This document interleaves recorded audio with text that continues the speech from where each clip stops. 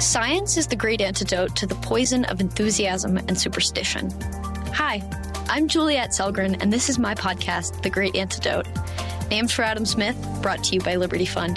To learn more, visit www.adamsmithworks.org. Welcome back. Today, we are recording our second ever in-person podcast, which is exciting, but also technical difficulties have been ensuing, so thank you for bearing with me. Today, on October 23rd, 2024, I am excited to welcome UVA professor Brad Wilcox to the podcast, which is why we can record in person, because we're both here. Today, we're going to be talking about marriage. He is the university professor of sociology here and the director of the National Marriage Project. He is the author of Get Married, Why Americans Should Defy the Elites, Forge Strong Families, and Save Civilization. Welcome to the podcast. Great to be here with you, Juliette. My first question for you is more general, and that is, what is the most important thing that people my age or in my generation should know that we don't? So I think the most important thing that you should know that you don't is that friendships and family relationships are a lot more important for your sense of meaning, purpose, and happiness than what I call the Midas mindset, focusing on education, building your own brand, especially on your career. And I just hear from a lot of students, not everyone, but a lot of students today at UVA, messages that kind of suggest to me that the most important thing that they have, in their framework, their short-term, medium-term, even long-term kind of like life agenda is, revolving around work. And I think that's a mistake. I agree. I was actually thinking about this a lot as I was going back and forth between reading and listening to your book over the weekend, because you do mention quite a few times in the book conversations you've had with UVA students. And as I was reading, I was wondering if it was just us, because I don't think it is, but I think there's something specific about the UVA atmosphere. It might be just the college atmosphere, but I'm not anywhere else, so I don't really know. I've been talking to my sister and other people who are just coming in and settling into the university or who have left. And there's something about the institution, maybe here or again generally, that is very specific. It has almost an anti-marriage attitude because it's so work-focused. And in part, that's the point of the university, but also the university talks about how it's supposed to be an institution where you can become an adult and become yourself and be creative and experiment and all of that. So it shouldn't be anti-marriage or social institutions. Does that have to be the case? And is that the case everywhere? So I think we have seen kind of data from the Pew Research, nonprofit kind of telling us in recent years that more and more Americans think that, education is kind of the most important thing for their fulfillment, for their happiness or meaning in life. And we're seeing now even parents are kind of prioritizing their own children's education and career over their children's kind of family future. I think it's a bit short-sighted, to be frank. So this kind of Midas mindset is, capturing, I think, the hearts and minds of a large share of the American population, even, a decent share of parents. And we do see, for instance, in one Pew poll, about 70% of Americans think that, work is very important to having a fulfilling life. And by contrast, only about a quarter would kind of attribute, marriage as being very important for a fulfilling life. So that's just kind of one data point that kind of illustrates the broader trends that I see playing out, both here at UVA in particular and in the broader society as well. I think we have to back up a few steps before we keep going down that line of thought. What are the core beliefs that we have as Americans? And this might not be consistent across different income groups and racial groups, etc., towards marriage and life values and goals. And how might those contradict what is actually borne out in our behaviors? Are there some of the statement beliefs that are held, which might be leading us down the wrong path? So there are a couple of different cultural values that I think have a lot of purchase in American life today. One thing that we see is something called expressive individualism, kind of this idea that what I personally desire, for myself, is, an extremely important, lodestar for me would be kind of one idea, what makes me seem to feel good in the moment oftentimes as well. Another idea is what we call kind of either careerism or workism, kind of this idea that sort of one's work is the source and summit of one's life, kind of the lodestar again of one's life.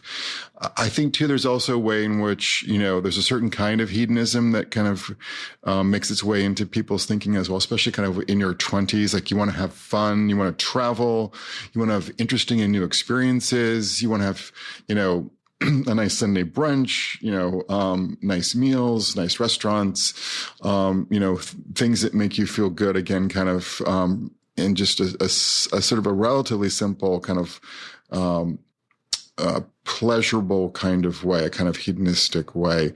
And so when you kind of take these different sets of values, kind of the focus on the individual, the focus on work, the focus on having like these experiences that are pleasurable, and you put them together, kind of makes, I think, the sacrifices and the risks and uncertainties associated with dating, and especially with marriage, and even more so with parenthood, kind of less appealing, especially kind of in a short-term way.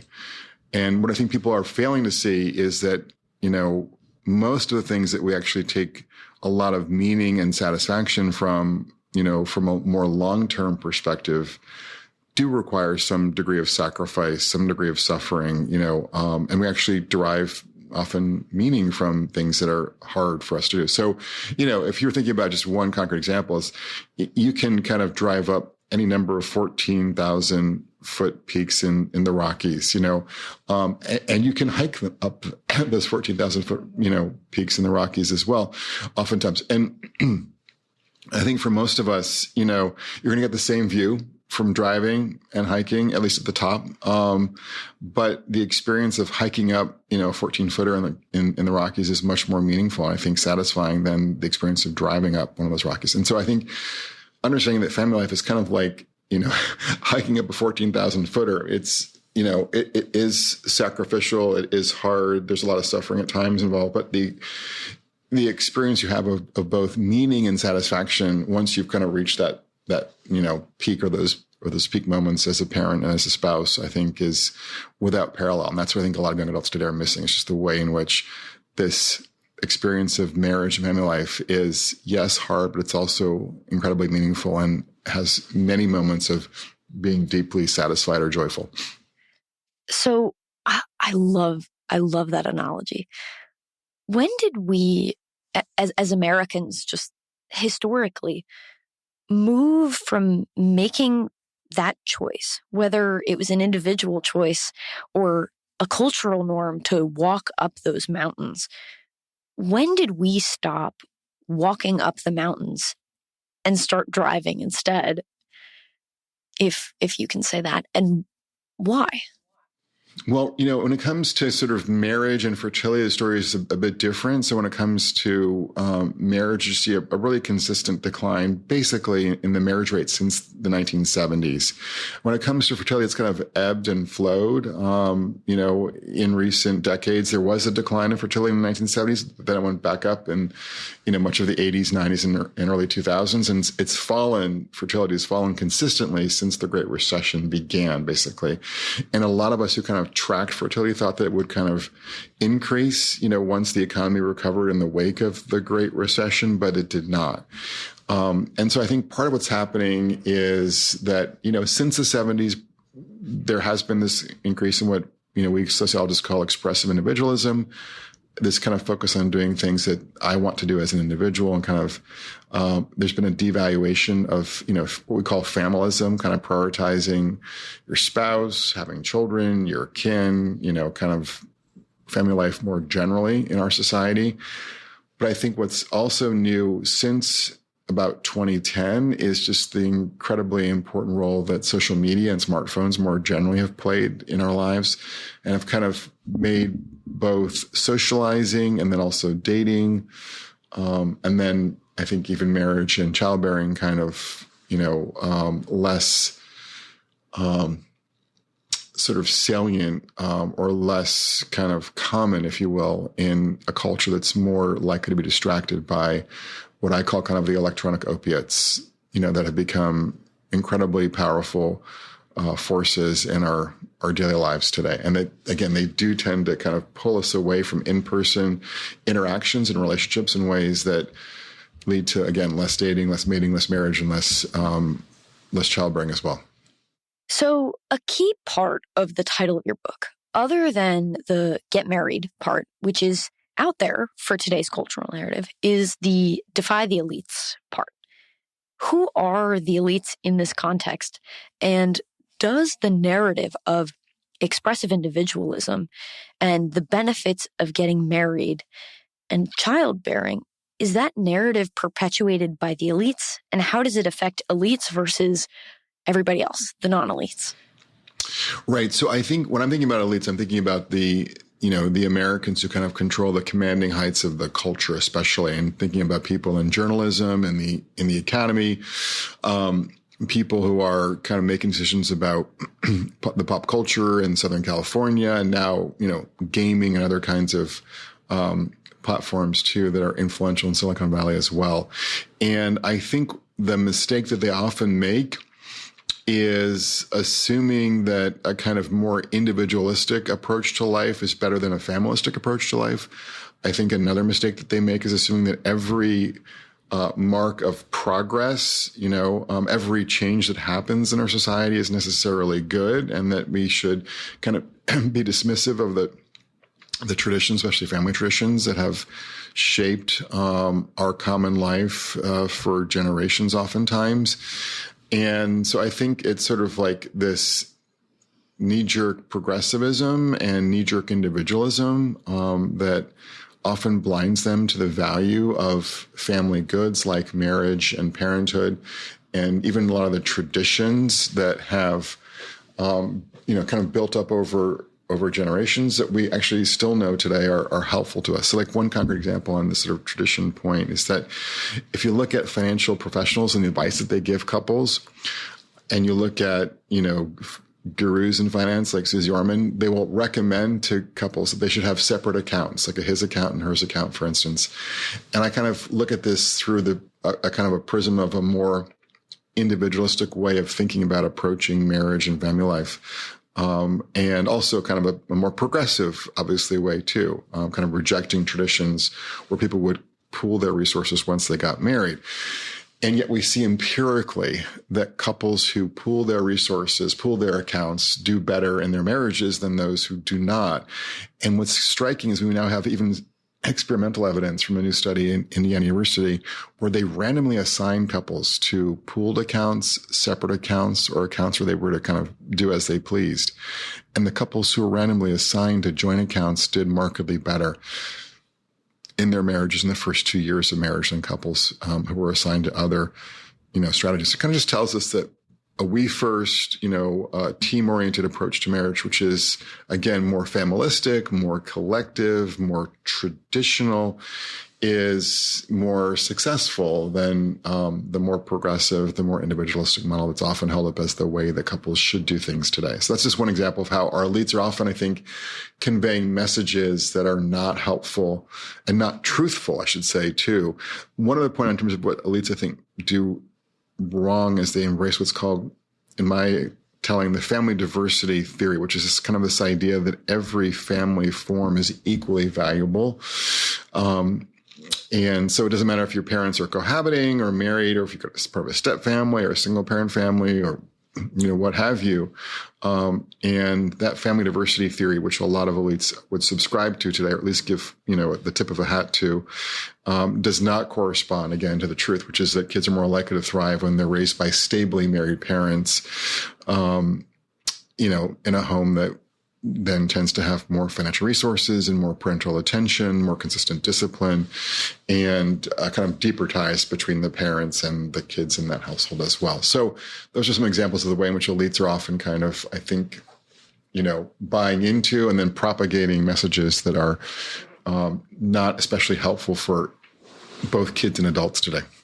So would you consider students at UVA or students at most universities, I guess, as elites? They might not be the ones driving the culture, but they're the ones fitting into the cultural narrative. And if they're not the ones driving it, they're gearing up to take over. There are these narratives of influence, and you can be the change, that sort of thing. Yeah, so I think many of the students are coming from relatively elite families, families where there's a substantial degree of income and education, and then influence in their parents' spheres. And again, they could be in education, in journalism. Even now, corporate America has obviously kind of big cultural footprint as well. So they're coming from elite families oftentimes, and they're kind of on track to being elites themselves once they move into their own professions. And I'm guessing, I guess, that the focus on work at the university not only aggravates that, but it's kind of like a catalyst. Of course, you're going to fall into the narrative of the narrative of the elites. That's how you get into the elites, right? They're the ones in the universities or who hire outside of universities, maybe that sort of thing. So the way you get there is through the work you do when you're at the university and the connections you make while you're there, the elites you are surrounded by. Are there other ways to get into these elites? Or is it really tied to your job and your economic status as an individual? Yeah, I see it primarily in terms of work. It's, in particular kinds of jobs give adults, the ability, the power, the authority to kind of shape the culture, shape the policy context, and then shape the economic character of our society today. And so it's primarily through work that one would be, an elite in this context today. So the reason I'm asking about this is because I've been thinking about something related to this in our conversation and young people relationships, marital norms, stuff like that a lot. And I'm kind of wondering how it relates. So let's start with a case example.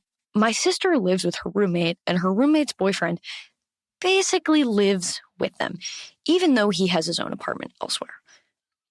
I don't know if this is historically new or anything, but I've found it kind of weird that unmarried, maybe obviously because they're second years and they're literally 19-year-olds, people and students in relationships are living together, and they're doing kind of this like resource sharing thing, right? They have dinner together every night. They like divide up the chores, kind of like what you would do with your roommates, but with a significant other. If you could call the person you've been in a relationship for 6 months a significant other. I'll stop being snarky now. So one of the main arguments that I think of when I think of why you would live with someone, regardless of like the marriage stuff, is an economic one. It's about resource sharing, right? It's cheaper to live with other people, and you can, again, divvy up the chores, stuff like that. And so it's convenient to pool resources. And yet, my sister's roommate's boyfriend, mouthful, is paying for $1,000 plus a month in rent elsewhere. Basically as insurance, because how are you supposed to know if your 6-month-old relationship is going to survive? And I mean, given that you're 19, odds are it won't. So I thought it was kind of odd, but obviously it would be worse to go into that sort of arrangement without insurance. A lot of young people and people around me seem to be acting together in their relationships, or if they even deign to call it a relationship sometimes, like to act as though they're married when they're keeping their resources separate and they're maintaining their status as individuals along the economic front while they're living with someone and treating them as though they're married, the way they talk to each other, the way that they live together. So it's kind of like they're trying to have it all. And either I think that behavior carries over once you're married, right? That you keep yourself separate, you're individual and you're married, and you keep all those parts of yourself separate, or it prevents you from being able to see the possible gains that marriage can then provide because you already have it all without having to pay for a wedding, commit to someone for life, that sort of thing, if that's even what marriage means nowadays. And so I kind of feel like there's a positive feedback loop into this narrative that marriage is just living together. And therefore that maybe there's nothing to gain when you could just live together without being married. So I don't really know what to make of this. Is it a new phenomenon? And is it actually a phenomenon that extends past the bubble that I see in front of me at UVA in Northern Virginia of young people who don't intend to get married, don't intend to stay with each other, aren't really meaningfully committed in any sort of way, and don't necessarily talk about planning for that, act as though they are without kind of the costs associated with it? Yeah, so I think one of the challenges of cohabitation is that it is kind of an alternative to marriage today that many young adults and many middle-aged and older adults now kind of enter into. And on the one hand, they kind of think of it as the same thing as marriage or as leading to marriage. And yet because it is less committed, there's no legal framework typically. There isn't kind of the same kind of cultural meaning that's, both for the couple and for their family and friends. It doesn't enjoy the same kinds of actual commitment features that marriage, enjoys. And so people think it's kind of the same thing. It's kind of a good way to test their relationship, for marriage. And yet what we see from the data is there's no evidence that cohabiting increases your quality of marriage or stability of marriage. And there's actually pretty good evidence that people who cohabit with a number of partners or cohabit prior to an engagement do worse if they go on to get married. So it's kind of, from the perspective of marriage, not a great option, but from the perspective of kind of a young adult who's looking for a convenient option to kind of spend time with, their romantic partner looks very attractive. But again, it's one of those things where there are some developments in the contemporary culture that have some kind of like short-term appeal and a logic, that makes sense today, and yet kind of their longer-term consequence, both for particular couples and for the broader society, is, I think, much more ambiguous. And the most, I think, important point to make, though, about cohabitation, which we haven't yet touched on, is just that for kids, it's not a good deal. It's just much less stable. There's more violence. There's more infidelity. And, having kind of a lower commitment option, for obviously to have a family, if you will, for kids is not great. And so we do see that kids in cohabiting relationships, and there are many of them now today, about 40% of kids will experience some kind of time in a cohabiting relationship, either of their own bio parents or their parent, usually mom and someone else. This more kind of lower commitment arrangement does not tend to work out very well for children. So that's also kind of a point worth mentioning on this score too. Yeah, I wanted to get into that, but it reminds me a lot when you said convenient, that it doesn't sound like hard work or an investment. It sounds like low commitment. That's what it means. A lot of these college students don't intend to move on that far into their relationships. And that's an odd notion to me and my roommates in particular. Almost all of us have European moms, either French or Russian, who are relatively strict on this front. And from the beginning, from day one, have told us that that was the stupidest idea you could ever have. Now, whether that is fully what it is, right? There are probably definitely stupider ideas out there, but that was just the baseline. That was just the expectation. There's a culture for us for it to be off the table. And so when we look at other people who do this kind of like living together thing where they're not even planning to pursue a long-term relationship, we think, what on earth are you doing?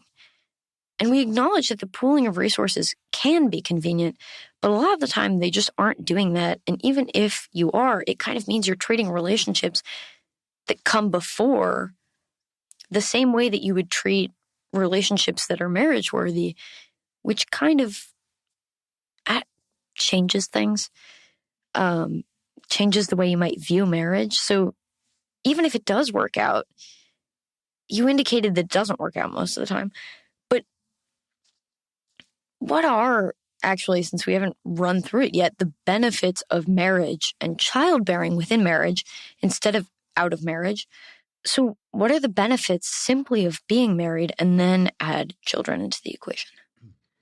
So, when you look at kind of like the recent discourse on marriage, what you see oftentimes is that there are voices, Juliet, on the left and voices on the right who are kind of discounting, marriage. And so there was, a piece in the New York Times, not too long ago that said that sort of married heterosexual motherhood in America is a game that no one wins. So sort of basically telling women that emotionally marriage, psychically marriage is and motherhood are not kind of like great deals for women today. And then now, of course, we're getting a message from parts of the right. Andrew Tate is telling us, for instance, the online male influencer, he's telling us that there's, quote, zero statistical advantage for men when it comes to marriage.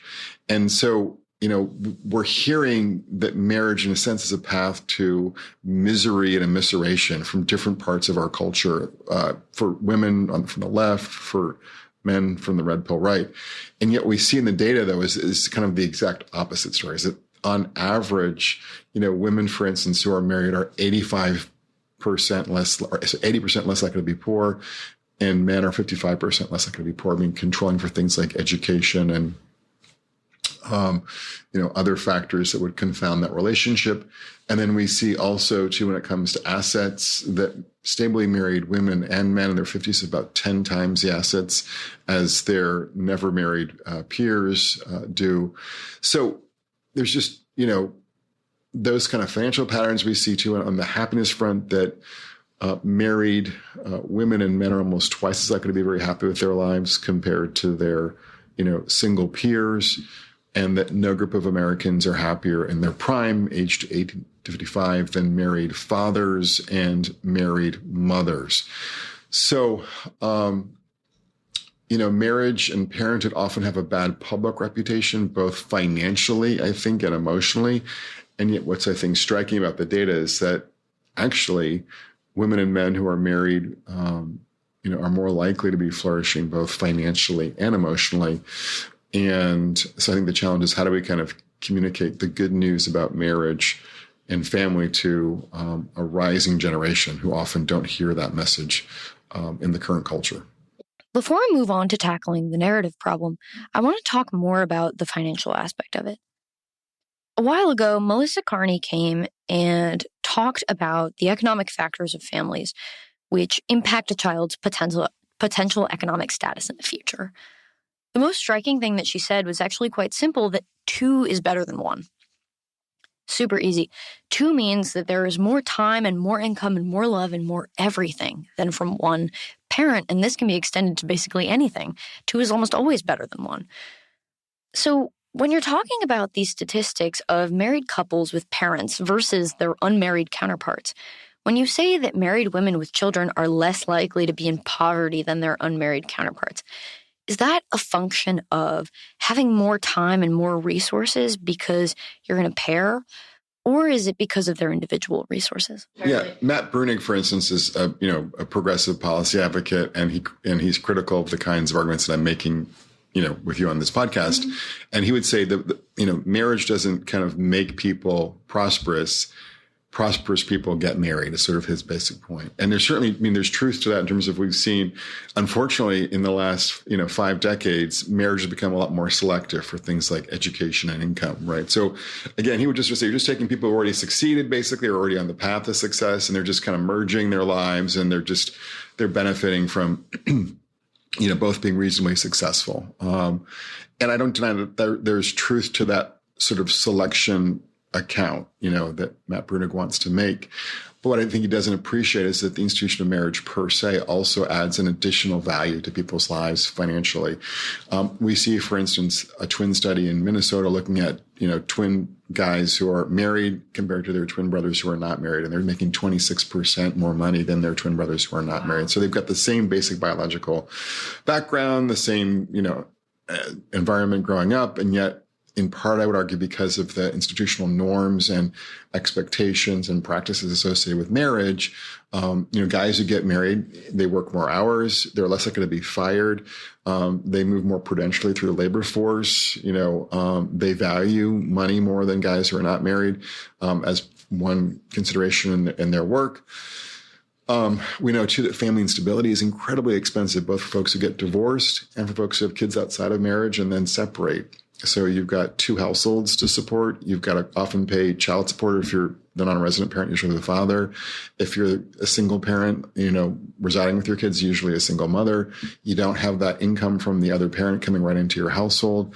You move more between houses and apartments if you're divorced or never married and separated. And so the folks who kind of, like Matt Bruno, who make this argument selection really don't account for the way in which, too, kind of family instability ends up being incredibly expensive for both, single parents and for non-resident parents as well, in ways that kind of degrade their financial well-being. I mean, I was talking to one father for the book, for instance, who had 3 sets of kids with 3 different women. And, every, paycheck, a substantial share of his paycheck is deducted to care for, financially care for those other, kids. And, that's a real big drag on his finances. And you can sort of make any judgment you wish about his, situation. But just the point is that kind of departures from stable marriage, especially when it comes to kids, end up being, financially, a real disadvantage for both men and women. And that's not often acknowledged in this sort of some parts of this conversation about the financial benefits of marriage. So just, combining your resources, having a division of labor of some sort, as married couples tend to do, all these things just make, on average, the financial side of things much better. And they have, I think it's also important to note, it's not just that marriage matters financially. I think it probably matters more than ever. And so my own work, for instance, with Wendy Wang, my colleague, Dr. Wendy Wang, shows that the financial premium associated with marriage in terms of household income, is larger now in 2024 than it was, markedly larger than it was in 1970. It's in part because, of course, women are more likely to be working. But again, the argument that some on the left want to make that marriage doesn't really matter, financially, just does not fit the facts, is sort of the bottom line here, and probably fits the facts even less today, ironically, in a more progressive moment than it did in 1970 when women were less likely to work outside the home. So on the happiness side of things, something that I've been really struggling with just in the general discourse about happiness, but also when it comes to looking at happiness about marriage and what makes you happy, I'm wondering if when we talk about happiness in this context, does it mean the same thing as contentment and satisfaction, or are there different measures for those types of things? Or colloquially, when we're talking about them, even when we're talking about research, is it all the same thing? Sure. I mean, I think you can sort of think about, happiness and satisfaction, as maybe measuring or tapping somewhat different kinds of things, or contentment even as well. But certainly in terms of the research, there's no question that married Americans report more happiness and more satisfaction than their single peers. And there are other kind of variables too, like income and religious attendance. They're also linked to reports of greater happiness and greater satisfaction. So there's just something about both resources, financial resources, but also about, I would say, relationships and community that, do link, correlate, I think probably cause in some important ways these outcomes, these reports of satisfaction or happiness. And the way I think about this in part too is just shaped by this idea that Aristotle articulated, which is that we are social animals. And so we're more likely to be thriving when we have good friendships and good family relationships. And for many of us, our marriage is like the most important of those, especially men is the marriage. That's the most important thing for us. Yeah.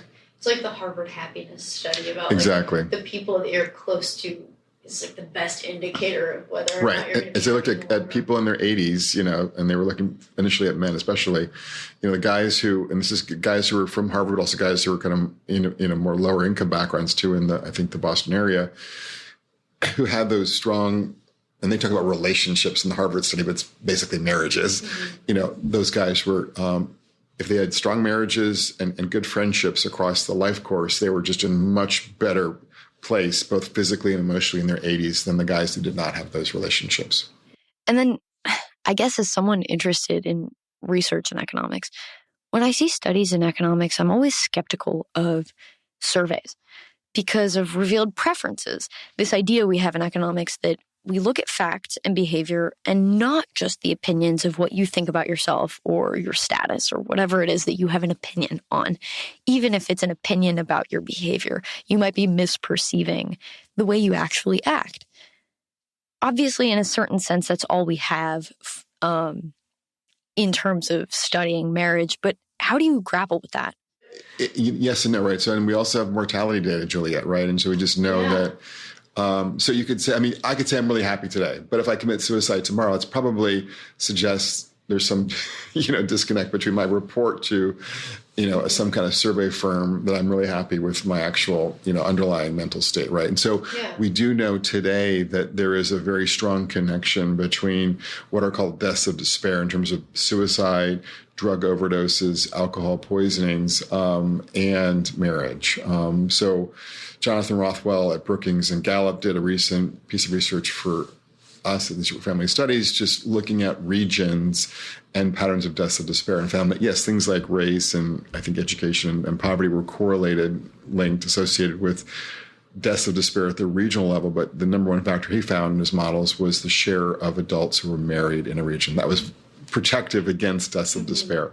Other scholars have found similar patterns on this topic as well. So, and there's just a broader kind of body of research on suicide and mortality as well that kind of just shows that married folks are less likely to die at an earlier level, earlier age, or to commit suicide if they're married. Oh, it's interesting. For men, it seems like the effect is a bit stronger. For women, there's also an effect, but for women, we'll see that motherhood is protective against suicide for women more powerfully than fatherhood is for men. So I think, on the suicide outcome, looks like marriage matters more for men and parenthood matters more for women. But I would just think about this in terms of, again, this kind of idea that we're social animals and having these deep and profound ties to others, be they our spouse or our children. For most of us, it's protective, not just in terms of our emotional well-being, but even our risk of suicide or dying some other kind of early death. So lifelong satisfaction shown in basically the probability that you're not going to die and your choice to stay alive if you can. Even if you don't control that, it seems kind of that it's influenced by whether or not you're married. Then happiness is kind of a side benefit, something that we measure, but not really the most important thing. Happiness is really something that we want for people, but it falls into place after you're surviving. And if you're married, maybe it is that you have more of your place in the universe. Right. So so we could talk about a different outcome, right? We could talk about meaning, right? So I think, we'd also acknowledge that even when life is difficult and challenging and you're suffering, maybe you're sick, maybe you're depressed, maybe other things are going badly in your life. But if your life is still meaningful, if you have like this sense that, that you're here for a purpose, there's a plan, that can be, I think, really valuable too for people. And we do see, again, that people who are married and people who are parents report more meaningful lives than their peers who aren't married and don't have children. So, and again, there's like the sense that like there's someone out there who is concerned about me, and there are people who depend upon me. I've got a spouse, I've got kids, and so I'm living not just for myself, but for something larger than myself. And I think for many of us, that sense of, having people in our lives that are more important, is incredibly important in terms of giving us a sense of meaning. Something that keeps circling in my mind is the idea that all of these benefits of marriage that we've been talking about are contrary to the narrative that elites push. And yet, there's that statistic that elites do not, in fact, get married at lower rates, and that they're consistently having children within marriage, and that they are getting married. So their children get all these benefits, economic, social, otherwise. Is there a reason why this doesn't hold for elites? And how does the narrative hurt non-elites? So yeah, I talk about how our elites talk left and walk right oftentimes when it comes to marriage and family. So they would sort of like publicly discount the importance of marriage or just not talk about it in their professional capacities oftentimes. Or they would kind of like embrace this idea of, complete gender fluidity or flexibility, for instance, when it comes to sort of like work and family arrangements. And yet when you actually look at their families, they're much more what I would sort of say described as neo-traditional than kind of working class and poor families are, oftentimes. So, and so I think what's happening here is that in part, elites implicitly have some kind of like practical understanding of the way in which they and their kids and their partner benefit from marriage, and from a kind of a neo-traditional model of family life where at least the husband is employed typically full-time and earning a good income. And things kind of wrap around that economic reality in one way or another. And so again, which is striking is if you look at upper middle class families, you find that they're typically stably married. The husband is typically employed full time, typically earning at least half, roughly speaking, or the majority of the income. And so in that way, they kind of look right or neo-traditional, they're walking right.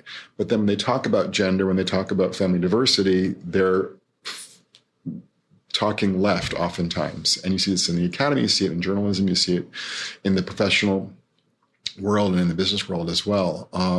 And that's, I think an unfortunate irony because they're not kind of like giving voice to, ideas about the value of marriage, the value of kind of sticking it out, the value of having your kids in marriage, in their capacities as CEOs or as school superintendents or as New York Times journalists or as college professors. And they're not telling kind of their different audiences or Hollywood producers, they're not kind of like sharing that wisdom, that insight, with their various constituencies. And so a lot of working class, middle class, and poor Americans are not kind of getting the message, for instance, that marriage matters, and that single families are viable for them and for their kids. And I think that's partly why, working class and poor couples are less likely to have their kids in marriage and less likely to stay married because they're not kind of getting a number of cultural, messages, touch points, norms that would kind of steer them in a more marriage and family friendly direction. So when we talk about the narrative and the norms around this stuff, I think about how my mom said to me that there's nothing like having a first child to change the way that you feel about having children and life and the decisions that you make going forward. There's a biological element to this, but there's also a spiritual, religious, and practical element of this. We see that when women have children, there's something that changes within them. And their brains reorient towards this new life. They restructure a bit, kind of like when you're growing up. That's what's happening in your brain. So when we talk about the importance of marriage and children, it feels like there's almost this language barrier between people who have children and those who don't. That there's a difficulty communicating this idea. Do you see that as being true? And how do we get around that?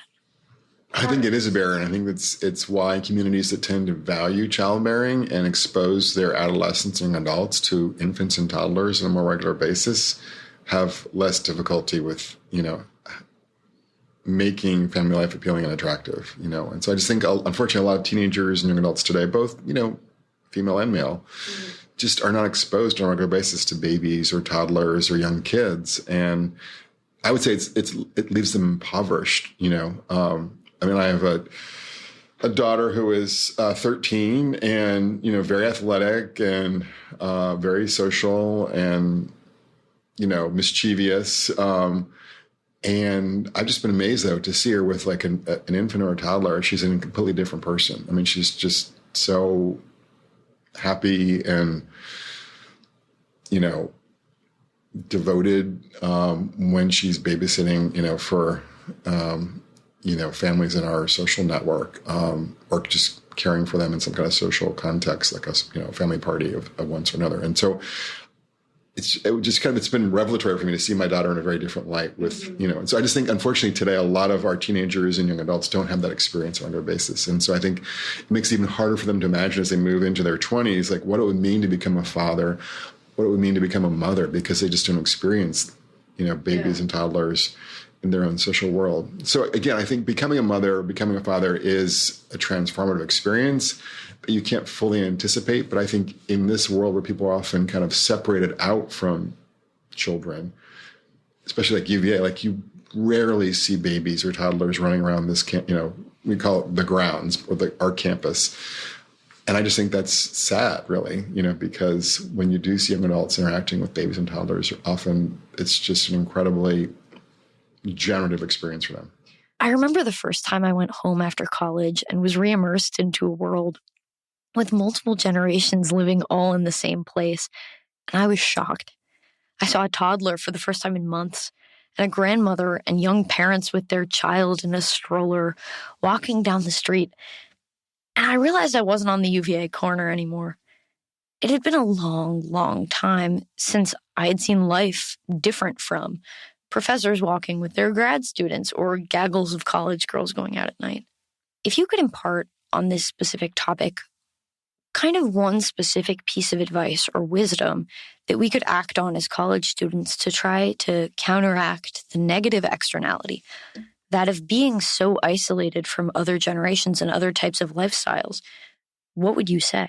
So, I think the main thing I would say is that you should kind of devote as much attention to dating, and kind of thinking about marriage as you do towards your career and your education. And so I had an RA last year who I asked him kind of what's his plan career-wise, and he had like a very detailed plan for the next decade of his life in terms of, graduate school and work and where he wanted to go and do, this and that kind of thing. And then I asked him, well, would you like to get married? He's, oh yeah, I'd like to get married. I mean, what's kind of like your dating plan?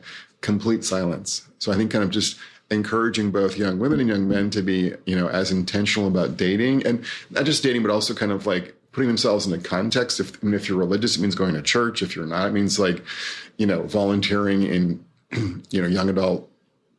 Nonprofits where young adults are, heavily represented, or, saying yes to that Christmas party that you're kind of inclined to skip, at the workplace or, in your nonprofit at UVA, for instance. Mm-hmm. So just kind of, putting yourself into social contexts where you're likely to meet people who might be good prospects for dating, and just to be open to, for even if like the first date isn't like incredibly, inspiring, if there's some possibility there, kind of giving it a chance.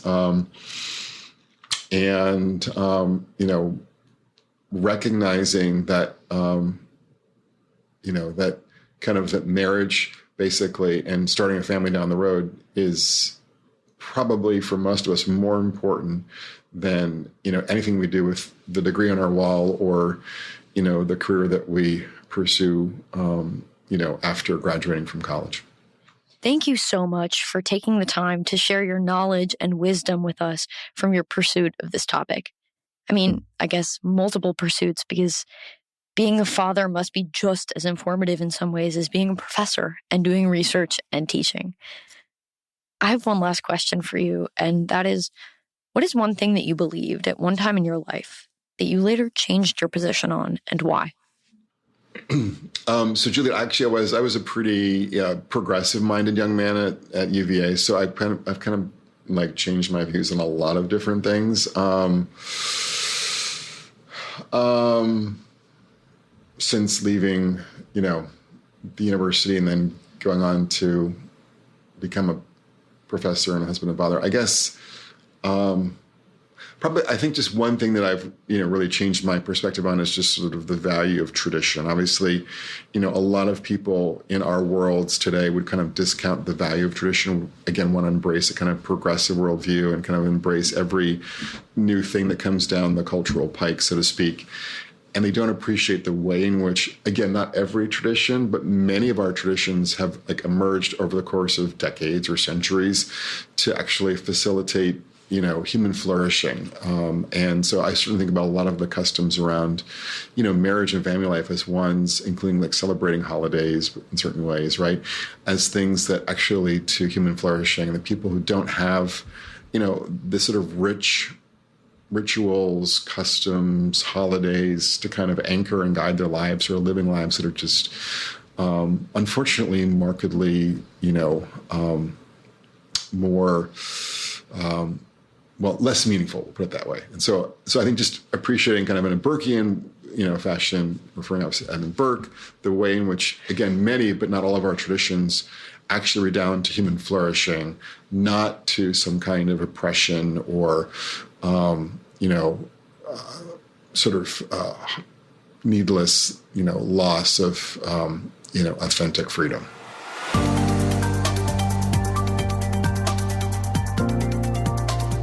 Once again, I'd like to thank my guests for their time and insight. I'd also like to thank you for listening to the Great Antidote podcast. It means a lot. The Great Antidote is sound engineered by Rich Goyette. If you have any questions, any guests, or topic recommendations, please feel free to reach out to me at greatantidote@libertyfund.org. Thank you.